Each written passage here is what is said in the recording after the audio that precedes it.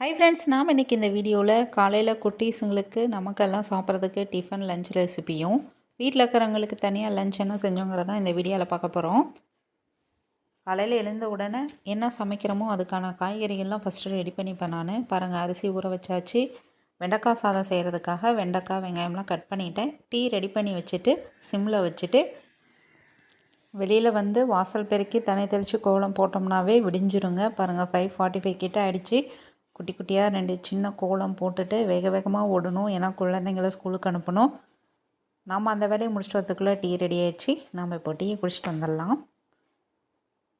Tea குடிச்சிட்டு நான் ஒரு 8 மீடியம் சைஸ் தக்காளி நான் கட் பண்ணி வச்சுட்டேன். கூடவே 6 பல் பூண்டு போட்டுக்கோங்க, 6 வரமிளகா போட்டுக்கோங்க, உங்கள் காரத்தை அந்த மாதிரி போட்டுக்கோங்க, 2 மீடியம் சைஸ் பெரிய வெங்காயம் இதெல்லாம் போட்டு நல்லா ஃபைனாக அரைச்சிட்டு வந்துடலாம். தக்காளி தொக்கு செய்யலாங்க. இப்போது தேவையான அளவு கல் உப்பு ஆட் பண்ணிவிட்டு இதை இப்போ நல்லா நைஸாக அரைச்சி எடுத்துகிட்டு வந்துடலாம்.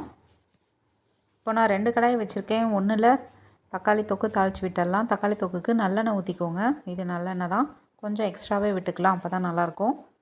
இது வந்து வெண்டைக்காய் சாதம் குழந்தைங்களுக்கு லஞ்ச் ரெசிபி இதுங்க. இது 2லேயும் ஆயில் விட்டாச்சு. பாருங்கள், நல்லா நைஸாக அரைச்சி எடுத்துகிட்டு வந்துட்டோம். 2லேயும் கொஞ்சம் கொஞ்சமாக கடுகு ஆட் பண்ணிக்கலாம்.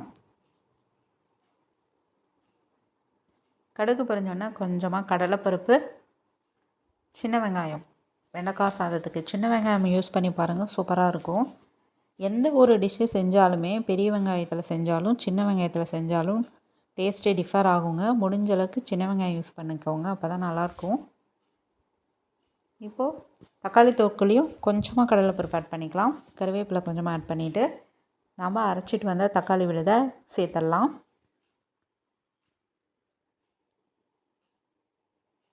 சிம்மில் வச்சுட்டு ஊற்றுங்க, இல்லைனா எண்ணெயெல்லாம் மேலே தெறிக்கும். சிம்மில் வச்சுட்டு விட்டுருங்க, நல்லா கொதிச்சு வரட்டும்.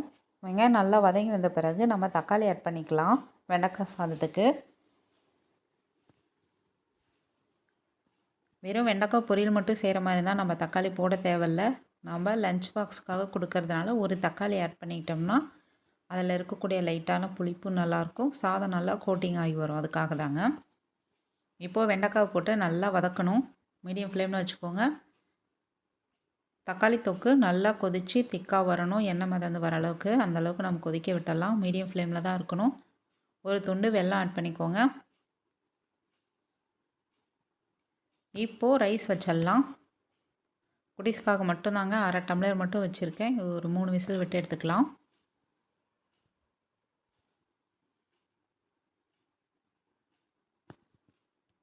பாருங்கள், ஒரு அடுப்பு கூட ஃப்ரீயாக இல்லை. எல்லாத்துலேயுமே நம்ம சமையல் காலையில் வேக வேகமாக செஞ்சாகணும்.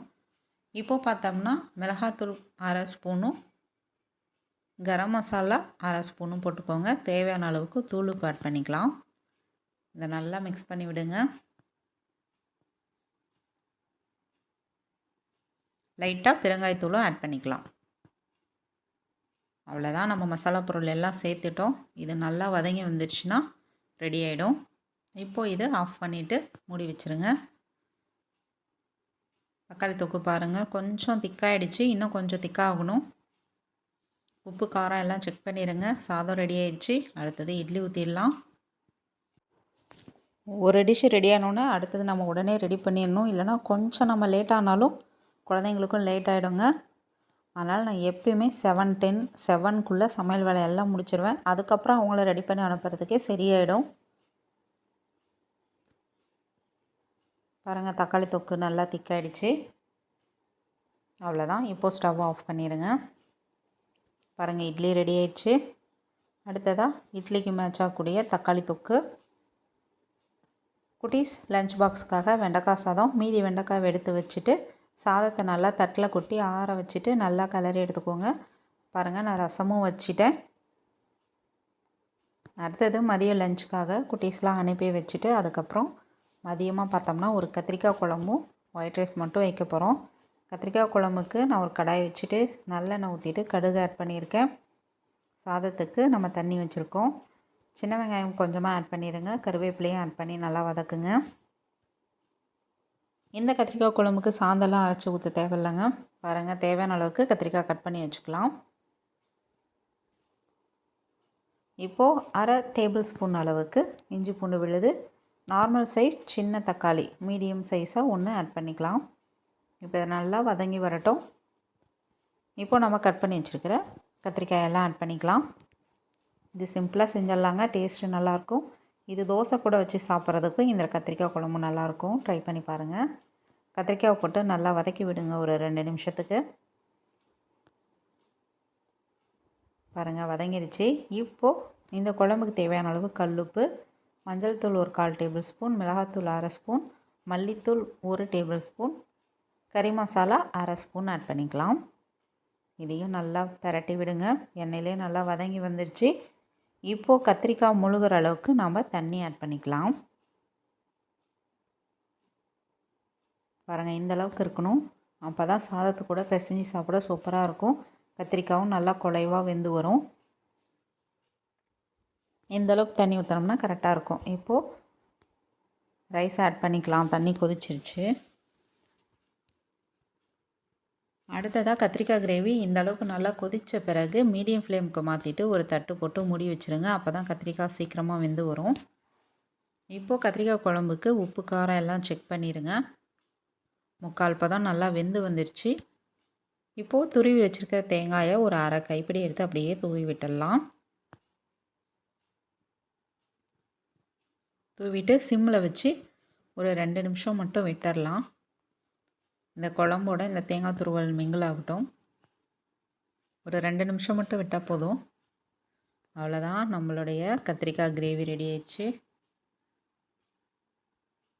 இது ஆறின பிறகு இன்னும் திக்காக வந்துடுங்க. இப்போது நம்ம தயிர் தாளிக்கலாம். தயிருக்கு வந்து எண்ணெய் ஊற்றி லைட்டாக கடுகு போட்டு கடலைப்பருப்பு போட்டு லைட்டாக சீரகமும், இந்த சீரகம் போட்டு தாளிக்கும் பொழுது தயிரோட ஃப்ளேவர் சூப்பராக இருக்கும். ஒரு வரமிளகாய் கிள்ளி போட்டுக்கோங்க, கருவேப்பிலை. இதுக்கும் சின்ன வெங்காயம் யூஸ் பண்ணி தாளித்து சாப்பிட்டு பாருங்கள். தயிர் அட்டகாசமாக இருக்கும். ஆனால் எப்போவுமே ஒன்று நினப்பு வச்சுக்கோங்க, தயிர் தாளிக்கும் பொழுது இந்த வெங்காயமெல்லாம் போட்டு நல்லா வதக்கிட்டு ஆறின பிறகு தான் தயிரில் ஊற்றணுங்க. நம்ம உடனே ஊற்றிட்டோம்னா தயிர் சீக்கிரமாக புளிச்சிரும். நல்லா ஆறின பிறகு தயிரில் கொட்டி மிக்ஸ் பண்ணிக்கலாம். இப்போ பாருங்கள் சாதம் ரெடி ஆயிடுச்சு, வடித்தாச்சு. கத்திரிக்காய் குழம்பு, ரசம், தயிர் தாளிச்சாச்சு. அடுத்ததாக வெண்டைக்காய் பொரியல். அவ்வளோதான் இன்றைக்கான ரெசிபீஸுங்க. இந்த வீடியோஸ் பிடிச்சிருந்தால் லைக் பண்ணுங்கள், ஷேர் பண்ணுங்கள், சப்ஸ்கிரைப் பண்ணுங்கள் ஃப்ரெண்ட்ஸ். தேங்க்யூ.